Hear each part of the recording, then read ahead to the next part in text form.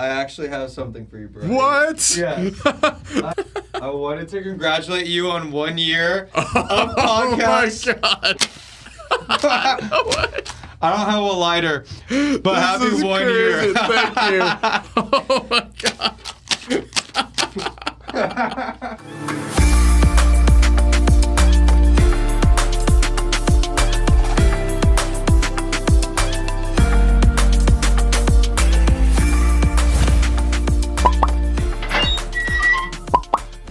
Wait, so happy 1 year. Yeah, literally 1 year. Do you want to talk about that?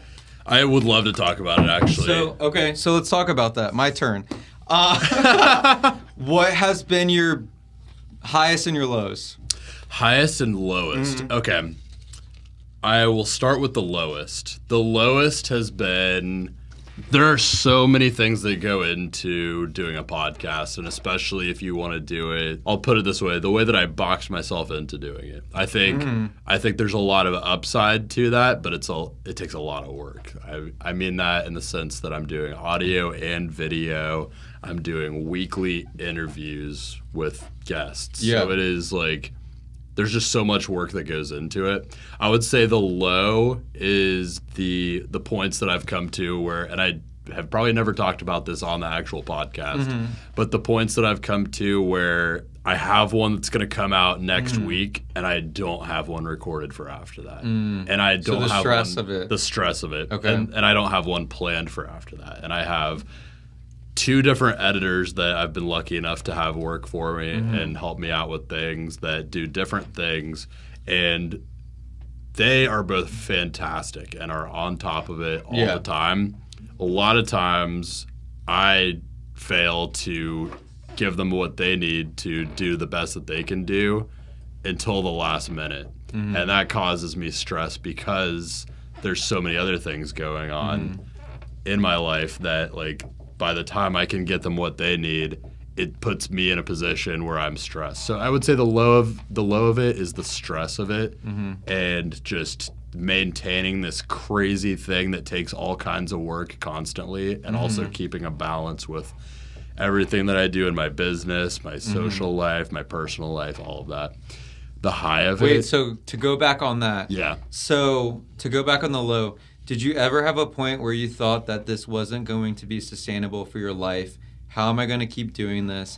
Because this isn't your life. Yeah. And I wouldn't even say this is a third of your life because you have social, you have family, you have a whole nother job, you have a whole nother career, on top of new adventures you're always trying to go on. Wow, that's a good question. Was there ever one point where it was like, I'm bit off too much I could chew? No. Really? No. Okay. It's funny you say that. Yeah. No. Really? You would think so. I don't know. I think this goes into why I started it in the first place. It feels like a weird thing if you don't have this kind of bug that I have to think that I like bit this much off, especially because, and I probably never said this on the podcast either, but I don't directly make any money off of this. Yeah. Not yet. Hopefully I will eventually Yeah. so that like the podcast can kind of support itself a little bit. Never made $1 off the podcast directly, but I have had such a bug with podcasting since I first started listening to them years ago that it's as soon as I started doing them, I was like, this is something I'm not willing to ever not do. Yeah. So honestly, no. Interesting. Because I remember when you had first brought it up, and because we're roommates, and so when you had first brought it up, it was like fast, hit gas, let's go, I'm doing this. All of a sudden, equipment was showing up at our door. Yeah. And the amount of Amazon orders you've just been like, what is this? And I could only imagine how much it all cost and stuff. And so then at that point, like, one would think that, okay, I'm in so much deep financially. I'll tell you off air how much I spent in 2022. I'm curious. It's kind of ridiculous. But, I mean, look at you. I mean, this looks incredible and stuff. And then also, side note, my first interview was in our friend's clubhouse. Yeah. So thanks for letting me finally come in. Yeah. Get the good stuff. It literally was at our friend's clubhouse. It was like there was some weird like buzzing sound in the background slightly because like midday. It looks great because there was like this cool background. This is amazing. Yeah, this is high dollar. So I'm glad I finally could make it into Team A studio. I was A like for addition. C Squad for a while. That's interesting. So you've never had a situation where, well, I think you are, as an individual, are... I'll re-answer that slightly. Okay. So it's never been, I don't think this is going to work out. There have been times where, many times, where I've said, how is this going to work? Okay, yeah. And that's the difference. And I think that goes into aligning yourself with something professionally.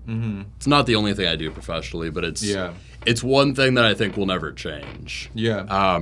I think that really goes into aligning yourself with something professionally that you just feel that strongly about. Because for me, I haven't had a moment where I'm like, man, this podcast thing might not work out.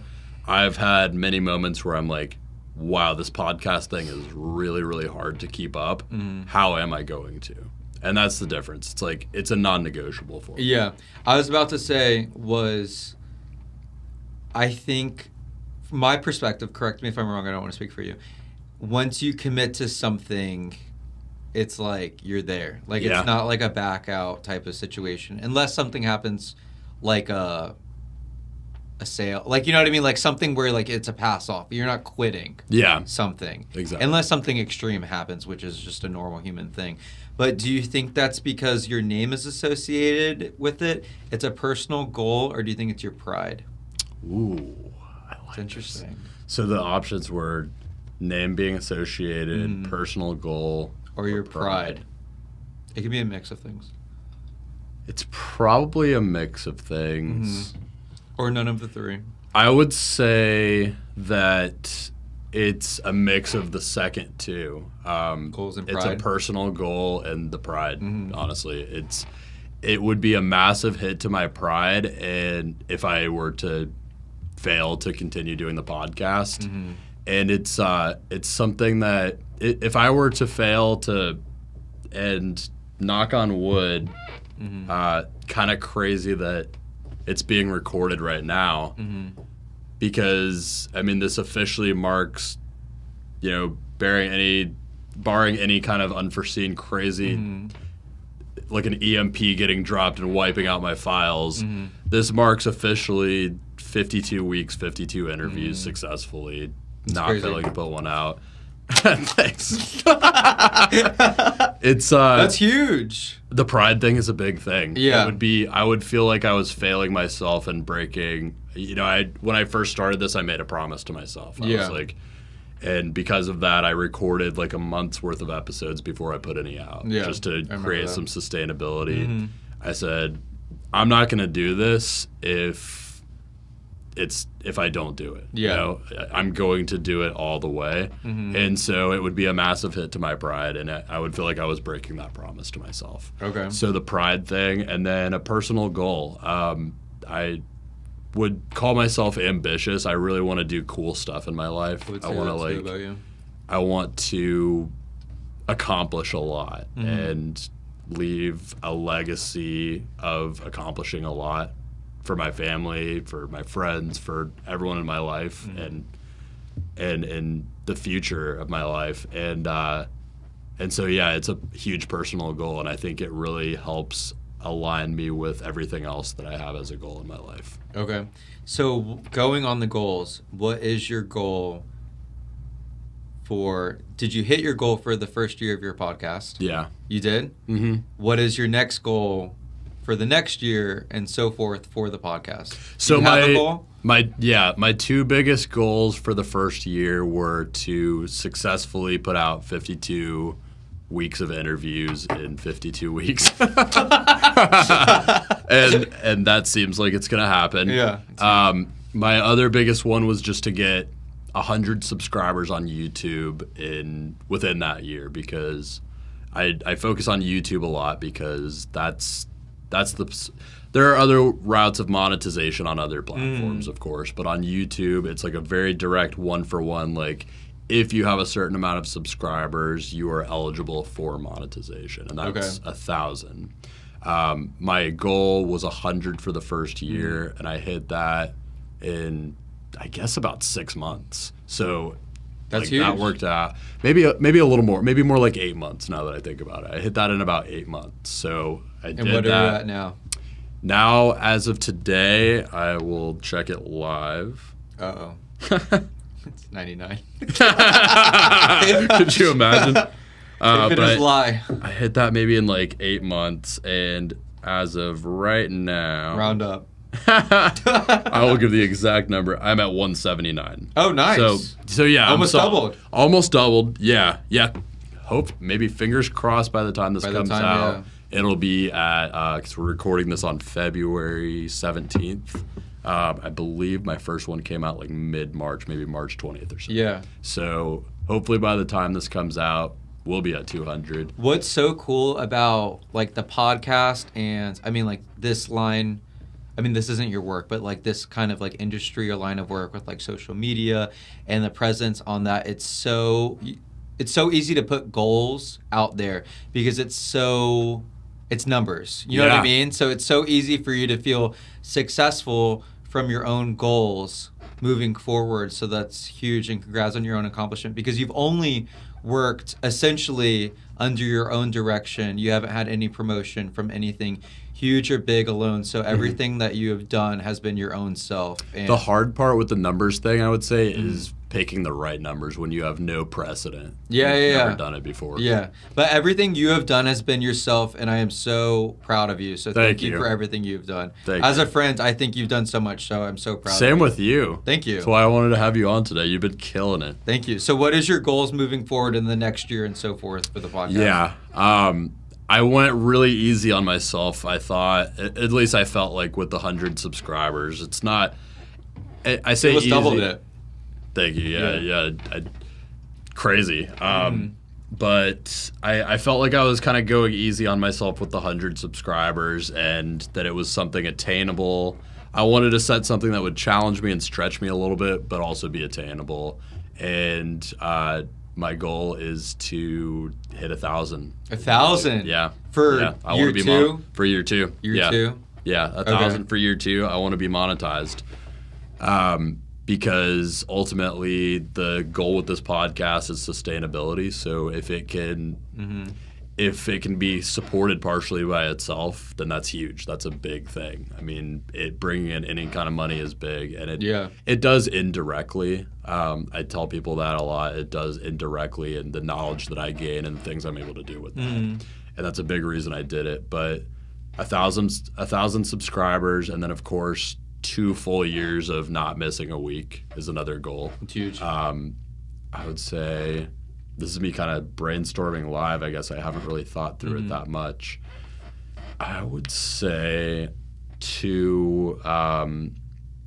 as just a general one, to interview someone and talk about something on that interview that completely changes a worldview that I have right now for the better. Okay. Yeah. Okay. That's a hard one to quantify. I like having one that's not directly quantifiable. Yeah. It's more personal and, affects you directly. My next question with that was going to be, is there like a type of person or an individual that you hope to interview? I mean, we live in Orlando. There's every type of organization here in Central Florida. We have sports teams. We have theme parks. Everyone is coming to Central Florida right now. We have everything you could ever imagine. Is there a type of individual that is on your list that is a dream of yours, a goal of yours to interview? Have you even thought about that? I have thought about that. I would love to interview a really high-profile TED speaker. I think that'd be really cool. Okay. Because if you think about it, I have people on here to talk about some kind of idea, concept, what they do. Anyone who's been a high-profile TED speaker is someone who was put on that platform because they have a really, really great idea to share. So to be able to bring something like that to my audience would be really cool for me. And it brings that individual not back to reality, but to reality to the viewers too, because they're a human. You know what I mean? When you're on TED Talk or you're on those type of platforms. Like you said earlier in our interview, they also put their pants on one leg at a time. Like 100%. And then they're a real person. Stuff like that is, I mean, it's not dramatized at all because they're absolutely incredible, but you look at them in a different light. But when they go on some type of platform like this, it's like they're human, just like us. So that would be interesting. I also think that it's interesting that we live in a community that has so many different inner workings and organizations. And I mean, Central Florida is built out of 8 counties. And that's like being tight because a lot of people pull in like the Tampa area and make it central. But for the tourism, it's Central Florida, not touching the coast. And so I think it's interesting. Have you ever thought about working directly with some other organization like a chamber, an Orlando Economic Partnership, to interview their current members as a benefit to their organization? I haven't really thought of it. That's interesting. Mm-hmm. I am technically, through my other organization that I'm a partner of, a member of the Orlando Chamber of Commerce. Okay. I haven't really thought of it. It's interesting because, yeah, I mean, it's such an asset and such an easy way for people to promote themselves, but more importantly, their organization that's probably paying for them to be a part of that community. And I know I just took a tour of the Orlando Economic Partnership's new office space. They have a podcast studio in it. Do they? Okay. Yes. That would be cool. It's interesting. Yeah, it's very interesting. Putting it out there, I would love to interview someone in the Orlando Economic Partnership. That's a done deal. So what was your high of podcasting? Ooh, so many highs. I'll try to decide on like the highest high. Mm-hmm. The highest high I would say is feeling like I really, really feel like through podcasting and through doing Profession Session, more than any other thing I've ever done in my life, I have a feeling that I'm doing the thing that I am here on this earth to do. Like the thing that has me fully aligned in the direction I want to be moving. And what is that? It's talking to people that have great ambition in what they do and figuring out what it took and what's behind that ambition and being able to share that with a wider audience to help bring people up. If that makes sense. So you're less of a connector and more of a promoter? I would say more of a promoter. Yeah. That's interesting. I've never thought of it in those terms, but yeah, I would say. Because I'm a connector. Yeah. I would say more of a promoter. Interesting. Yeah. I like to really give people that I feel like are doing cool, awesome stuff a platform to be able to tell people what's behind it so that more people can do cool, awesome stuff. Mm-hmm. Well, I also think to piggyback off of that, it's so interesting with social media nowadays. But like we said in my podcast, it's tough. You feel overwhelmed. You feel like you're drowning when you're younger. In an audience where it's a lot of older individuals, seasoned veterans in the work you do. So I feel like your podcast gives those younger folks a purpose, a reason, and a platform for them to speak truthfully about what they have going on. And for everyone listening and watching, it makes things way more accessible. And it's just feeling like totally and completely aligned with what I'm doing, I would say. Okay. And like there's no question in my mind whether I'm going to keep doing it or whether I should be doing it. Okay. It's a crazy feeling to have. That's awesome. And so going back to the high that you just said and that there is just no doubt in your mind that you're going to keep doing this, has there been anything that you have given up for the podcast? Or have you just made room for it within your life? Because you have a busy schedule. I live with you. You always have something going on. Yeah, I would say there has been stuff I've given up. I think I used to go out a lot more. I haven't been able to do that as much on the weekends. There's a lot of late nights and busy last minute things with this. Little things will go wrong. The technology messes up in some completely unexpected way. Yeah, I used to go out a lot more. I felt like I had, I guess, common theme. I used to have free time. I don't really have free time anymore. Yeah, I feel like you don't. Yep. My like free time is maybe getting like, if I choose to stay up later than I should, maybe like an hour of Netflix, like come 11:30, 12 at night. And that's something I struggled with a little bit at first. I was like, did I bite off more than I could chew? Yeah. Like, is this too much? And I don't mind it as much anymore. Okay. I really, something I've really realized about myself, and this came kind of through like a weird realization, but there was a point where I definitely had way too much on my plate between some stuff like some stuff that had like gone, I had lost my father, and there's a lot involved with that. I had the podcast, my business, my MBA program. Your dad's business. My dad's business, which is off my plate now, luckily. There was just way too much on my plate, and I just wanted to escape that situation as quickly as possible. Yeah. And in a lot of parts of it, I did. And I realized kind of at the end of that like I feel a lot better now having some of that off my plate. But at the same time, I realized I like being busy as hell. Like I like being busy. Yeah. I get really bored if I'm not busy. Yeah. So I don't really mind not having a ton of free time. Yeah. I've also noticed on the days, and I say this with a big caveat that I'll get to, I've noticed on the days that I just have like a couple things to do, I don't enjoy those days as much as the days where I'm like meeting to meeting to meeting, doing all kinds of stuff, maybe like a couple podcast recordings or like a couple big calls for work. I really enjoy those days. Yeah. And I say that with a massive caveat that every once in a while I have to kind of take an inventory of that and say, you gotta take some time. Yeah. Relax. Yeah. I mean, I see that as your friend and roommate too. And I mean, when you started the podcast, you had so much going on that was just totally out of your control and you couldn't even plan for. So, I mean, when you started it in the perspective of a friend and a roommate, I was like, is it the right time? You know what I mean? Yeah. So that's why it's interesting. But you're such a my plate's full kind of guy. And you always make it work. So not everyone can do that. I would say I do have the gift of like whatever it is, like I am going to make it work. Yeah. Like one way or the other. I don't think you would start something if you didn't have like a goal. fully plan to flesh it out. Yeah. I will always make it work, but I will say honestly that for a little while it was at the cost of my mental health, my sleep, my like stuff in my relationships. Like it was at the cost of a lot of things. Yeah.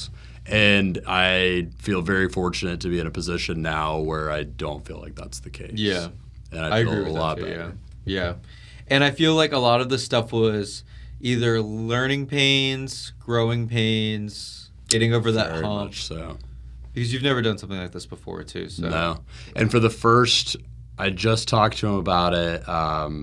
And hey, Pelkey, I'm sure you'll see this. I just talked to him about it like a couple nights ago. I couldn't remember the exact time, but I think he said 12 or 13, like the 12th or 13th episode is when he started.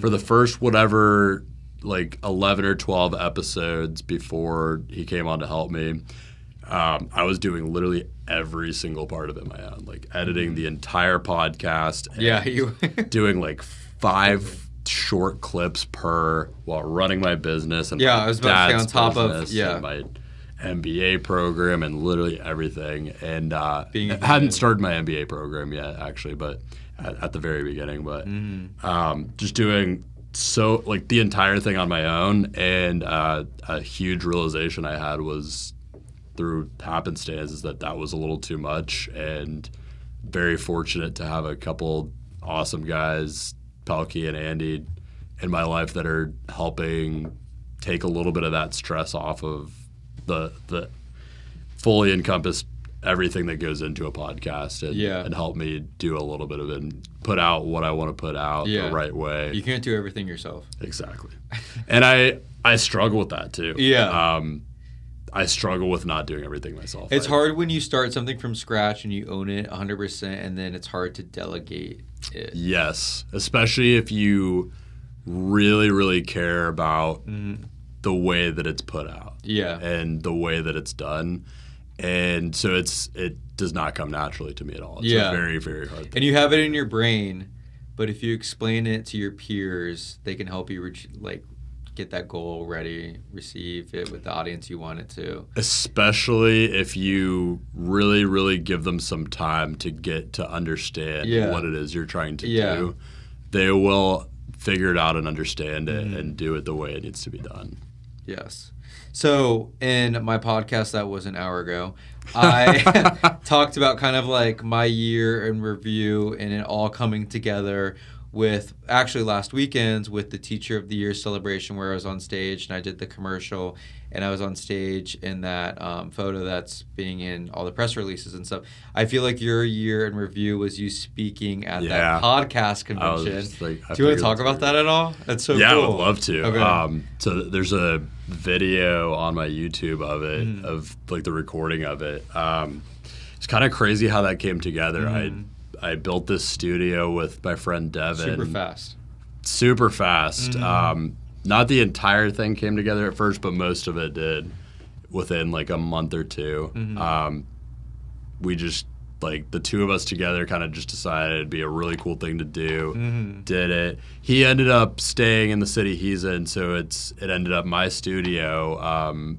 But built the studio, made that happen, and there was a lot that I learned throughout that process. And so I had decided I was going to go to this convention and just talking to a couple of the people that I talked to about the podcast a lot about going to this convention, the fact that I was excited about it and everything.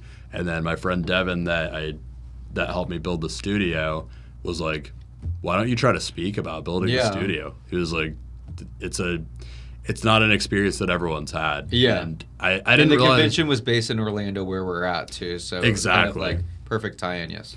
Yeah, and I didn't realize how true that... at first when he said that, I was like, I don't know. It's like the podcast studio. Like, everyone has a podcast studio for it. And I didn't realize how true that was until I went. Like, a lot of... The predominant majority of podcasts there actually only do audio. And a lot of people kind of just have a little setup at home or something that they do.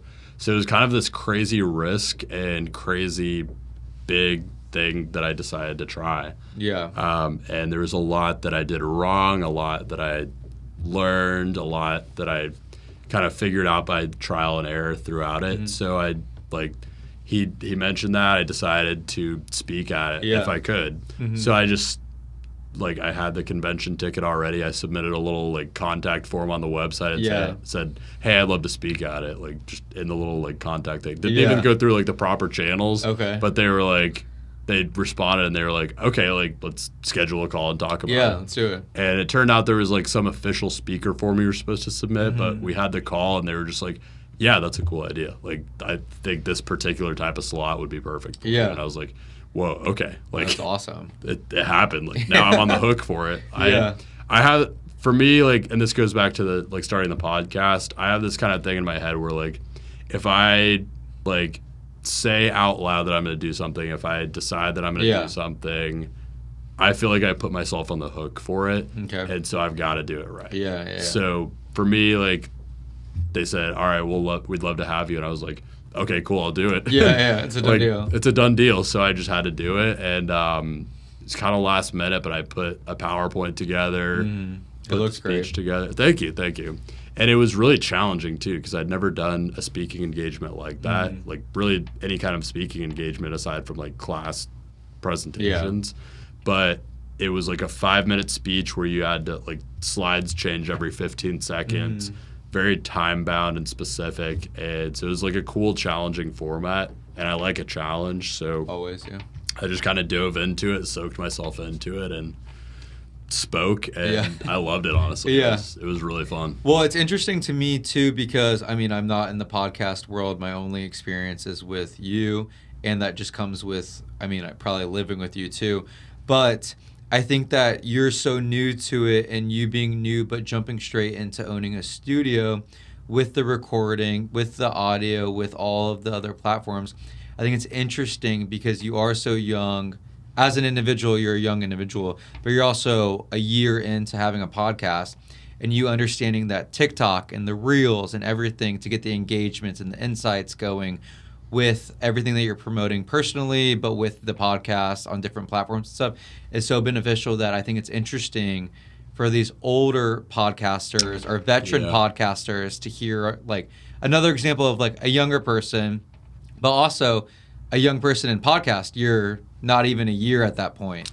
Yeah, I mean, it's interesting to be a young person in anything. Because you bring like a new perspective to it. And I've noticed that as a young person in some pursuit, your perspective is very important because you bring a new take on things. And not everyone, but many people fall into a trap of like finding things that work well in a particular industry or job or career or whatever, and sticking with them because they work well. Yeah. And I think it takes being a lifelong student and being open to change to be able to continually succeed in something.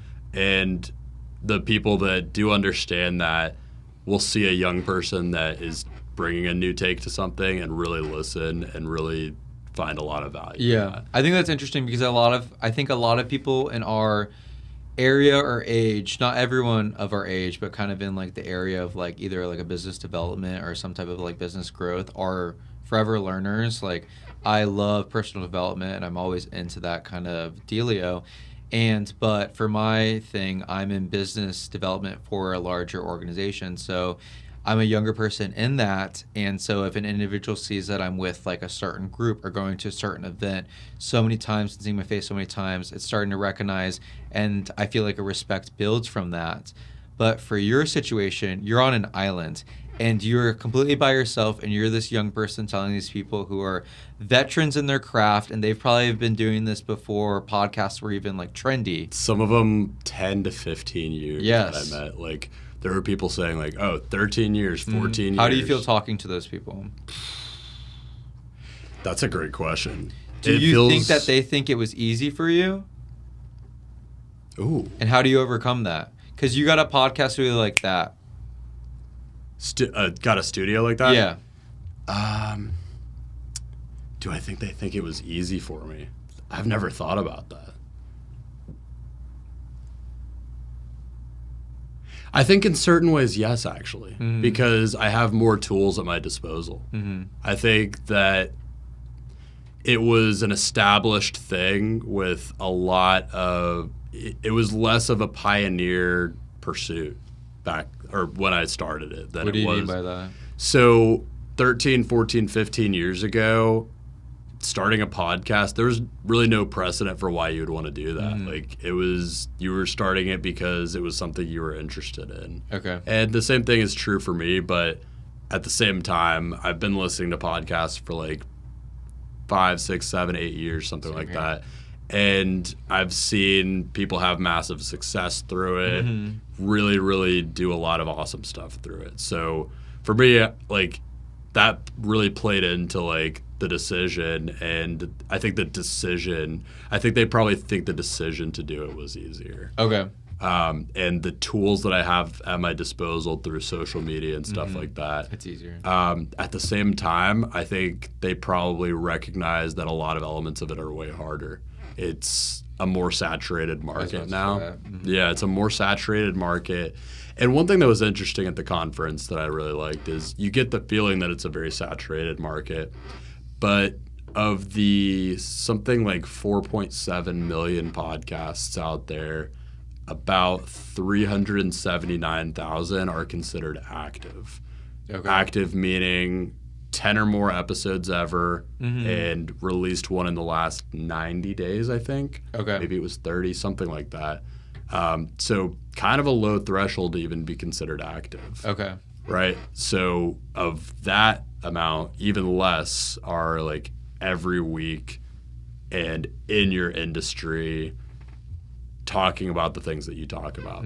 So there's a lot of room to grow in it, even though it feels saturated at times if you're thinking about every podcast as a whole. You could say the same thing about TV shows, and you still see TV shows, advertisements, anything with social, all anything of it. digital. Anything digital, you could say the same thing about, and there's still ways to succeed in it. So trying to remember what my original point with this was, but I think Well, I'll do a follow-up question with you. So with just to go back to my organization, because we're kind of similar but a little different in the sense that, so I'm part of business development for an organization.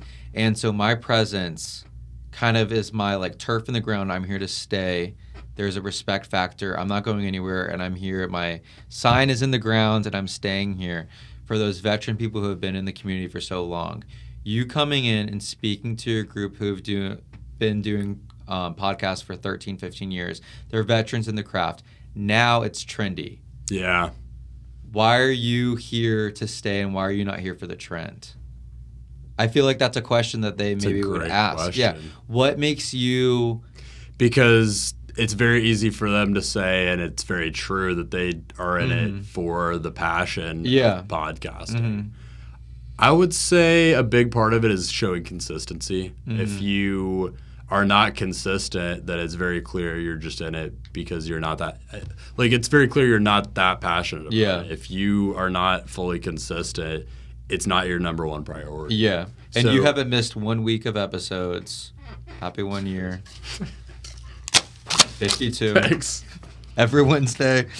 I think you've got to show that it's your priority and that it is a passion for you. Yeah. The same way it is for them. I mean, someone like you too, you're not making money off of this. Yeah. It's true. And you're giving up things, mostly social, to do this. In a lot of ways, at the same time, mostly social, it also brings a lot of social fulfillment. Yeah. In different ways. Different ways. In really cool and networking. ways too. And networking. The networking is a huge part of it, and the social. I'm very energized by talking to people and having good conversations. You love work. I love it. You love work. You love work. And I'm just energized by having good conversations with people and exciting, cool conversations. Yeah. So for me, when I do a podcast, I mean, you've probably seen it firsthand being my roommate. Like, the people that are closest to me have seen it. Like, I come out of a podcast like a lightning bolt. You're amped, yeah. I'm amped. So it's a good day. It's so easy for me to continue doing it because of that. It energizes me more than like almost anything. So what advice would you give someone who wanted to start a podcast, thinking more so that they're on the younger side, they're starting fresh, knowing that there's all the veterans in the podcast community, and they want to do a podcast and they want to be here to stay and be respected? What would you say to them? I would first tell them... I would first share with them if they were really caught up on not being a veteran and not having gotten to it quick enough. I would first share with them all the stuff that, as a young person getting into it all the way in 2022, all of the things that I felt like were strengths of mine that helped me grow and succeed in the podcast. I would also say take a really solid mental, personal inventory and think about why you're thinking about doing it. And your why has to be ironclad. If it's not, you're not going to keep up with it. If it's not going to, if you don't have things that are in your life that you would prioritize it above that and make that space for it, then it's not worth trying. You have to really, really be committed to it. But if you are, then the best thing you can do is put out your first episode. And you're not going to know what the hell you're doing.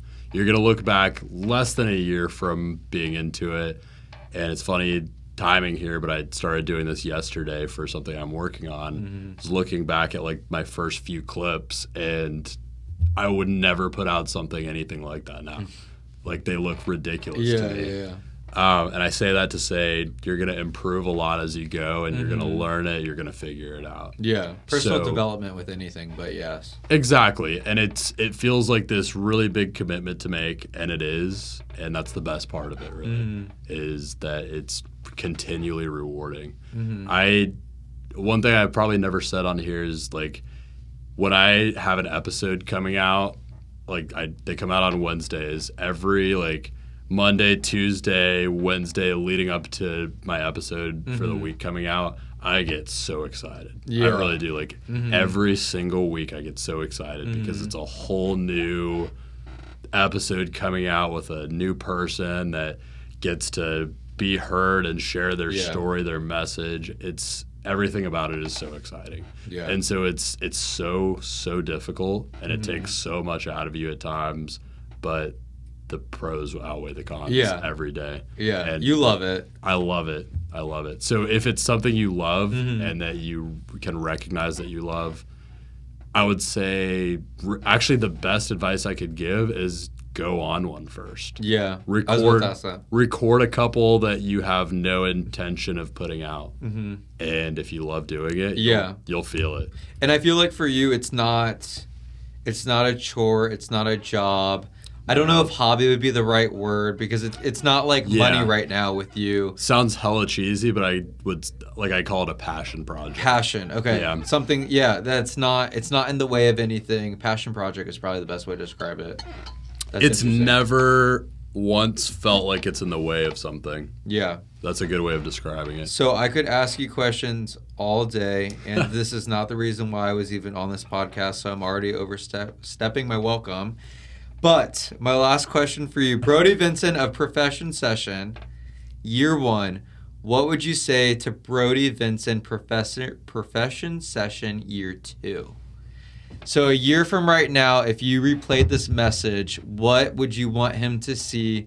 What would you want him to hear? What goals, aspirations, everything for the future of if you wanted to do yourself, your life, the podcast, what would you want in the time capsule of year 2023 for Profession Session?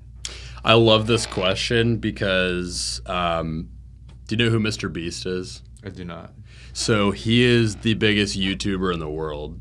I'll look up real quick. He's someone I follow closely because he's doing everything right in the world of YouTube. And so I learn a lot from him. Someone you look up to? Absolutely. Mr. Beast? He's younger than me, which is crazy. Oh. I want to say he's like 23, 24 years old, 134 million subscribers. Oh, wow. Okay. Gets over 100 million views on most videos. Every week. It's unbelievable. And his most recent video was literally literally giving surgery to 1,000 people to cure their blindness. Okay. Crazy. Yeah. So I mention him because he actually does something like this. He records these I want to say it's every 5 years. He has a video that is scheduled to come out that he recorded in the past, all kind of at one time where he was all right, this one's going to come out in 5 years, this one's going to come out in 10, 15, 20. And they are just scheduled to come out and will come out. And it's all messages to himself in the future. Yeah. So I really like that question because of that. And my message to myself in March of 2024 is if you didn't do another consecutive 52 interviews throughout the year, you broke your promise to yourself. If you didn't get 1,000 subscribers on YouTube, you broke your promise to yourself. If you didn't remain consistent, you broke your promise to yourself and you didn't do what you told yourself you were going to do. And so you better do it. You better do it. Yeah. And then what are the goals for yourself? Those are the goals. 1,000 subscribers, consecutive 52 weeks, talking to someone and interviewing someone that flips an entire worldview on its head in a positive way. And I think that's it for now. Yeah. It's a laundry list. It's a few really big asks that I think I can manage. Yeah. Well, you overcame the 100 subscribers and everything else that you said were your goals. So I'm sure you can do that and furthermore. So thank you. Happy 1 year. We just poured White Claw. We did. So let's cheers. Cheers. Let's chug a little bit. Happy 1 year Profession Session.